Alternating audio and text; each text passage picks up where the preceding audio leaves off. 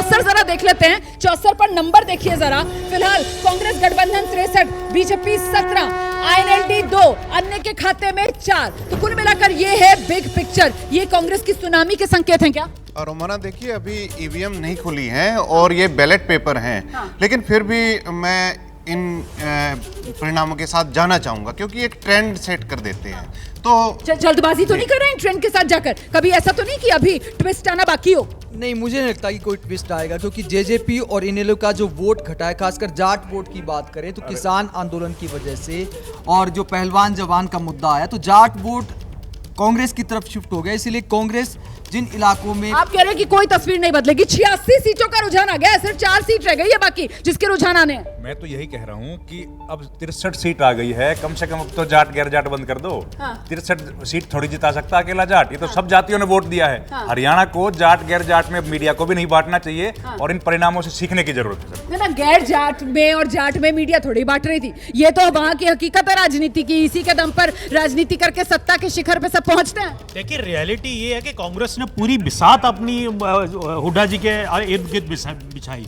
उसका मेन मुख्य मुद्दा यही था, उनका अभिप्राय यही था कि जाट वोट को कंसोलिडेट करके बाकियों को साथ लिया जाए। तो वो एक रियलिटी है। लेकिन मेरे साथी ठीक है, मैं इनसे एग्री करता हूं कि कास्ट की बात नहीं करी जाए तो अच्छी है, लेकिन हकीकत भी तो है। आकाशवाणी हरियाणा के कैथल जिले की 4 सीटों में से 3 पर कांग्रेस और 1 पर निर्दलीय आगे। लीजिए, कैथल जिले की 4 सीटें, जिनमें 3 पर कांग्रेस और 1 पर निर्दलीय ने बढ़त बनाई हुई है। बीजेपी का यहां पर भी सुपड़ा साफ होता हुआ, मतलब कमलेश ढांडा से लेकर बीजेपी के अन्य तमाम जो बड़े नेता हैं वो हारते हुए नजर आ रहे हैं। लीलाम राम गुर्जर जो है वो भी पिछड़ते हुए नजर आ रहे हैं। रुझानों में कांग्रेस को हरियाणा में बहुमत, और न सिर्फ बहुमत बल्कि रुझानों में हरियाणा में कांग्रेस की सुनामी आती हुई नजर आ रही है। कांग्रेस इस समय हरियाणा में 62 सीटों पर शुरुआती रुझानों में बढ़त बनाए हुए नजर आ रही है। पलवल जिले की सभी 3 सीटों पर कांग्रेस आगे है। रोहतक की सीटों में कांग्रेस 3 पर, 1 पर निर्दलीय ने बढ़त बना रखी है। सोनीपत की अगर बात की जाए तो वहां पर फिलहाल कांग्रेस बीजेपी जो है वो बराबरी पर चल रही है। करनाल की सभी 5 की 5 विधानसभा सीटें कांग्रेस क्लीन स्वीप करती हुई, करनाल मनोहर लाल खट्टर का जिला वहां नजर आ रही है। बीजेपी का खाता भी करनाल में नहीं खुल रहा। ये बड़े शहरों का पूरा हाल हम आपको दिखा रहे हैं। और साथ ही नंबर देखिए किस तरीके से बदल रहा है। कांग्रेस 62 पर है, बीजेपी 18 पर है। हरियाणा में 90 सीटों का ये एक पूरा गुणा भाग। और वहीं जम्मू कश्मीर की अगर बात की जाए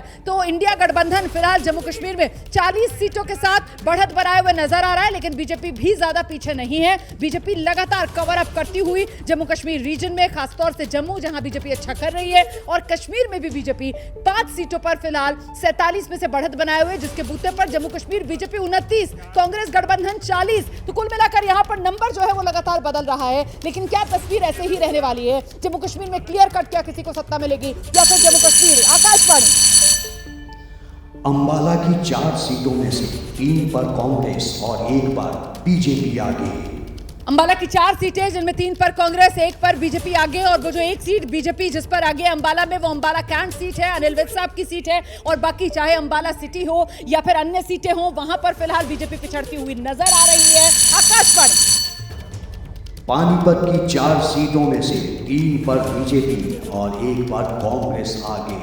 पानीपत की 4 सीटें, और पानीपत में फिलहाल अपनी कुछ जमीन बीजेपी बचाती हुई नजर आ रही है। पानीपत की 3 सीटों पर बीजेपी ने बढ़त बना रखी है, 1 सीट पर ही कांग्रेस अपनी पकड़ बनाए हुए नजर आ रही है। कुल मिलाकर यहां पर फिलहाल हरियाणा में कांग्रेस का जबरदस्त बोलबाला और बीजेपी पिछड़ती हुई नजर आ रही है। अब तो करीब 1 घंटा होने वाला है, और 1 घंटे की गिनती के बाद ये शुरुआती रुझान जिसमें कांग्रेस की बल्ले बल्ले होती हुई नजर आ रही है। 62 पर कांग्रेस पहुंच गई है, बीजेपी 18 पर से बढ़ती हुई नजर आ रही है। कोशिश जब हरियाणा विधानसभा चुनाव शुरू हुआ तो इसे कई कोड़ियां बनाने की गई, जिसके तहत एक कोण INLD बीएसपी के साथ मिलकर, गोपाल कांडा के साथ मिलकर, वहीं दूसरी तरफ जेजेपी आजाद समाज पार्टी के साथ गठबंधन करके आम आदमी पार्टी एक अलग कोण में इस चुनाव को दिलचस्प बनाती हुई। हरियाणा के रुझानों में कांग्रेस 60 और बीजेपी 20 सीटों पर आगे चल रही है। हरियाणा का नंबर आपके सामने है, कांग्रेस 60, बीजेपी 20, INLD 2, अन्य के खाते में 4। शुरुआती रुझान, क्या ये रुझान इसी तरीके से सेटल हो जाएंगे या फिर अभी कोई ट्विस्ट आना बाकी है?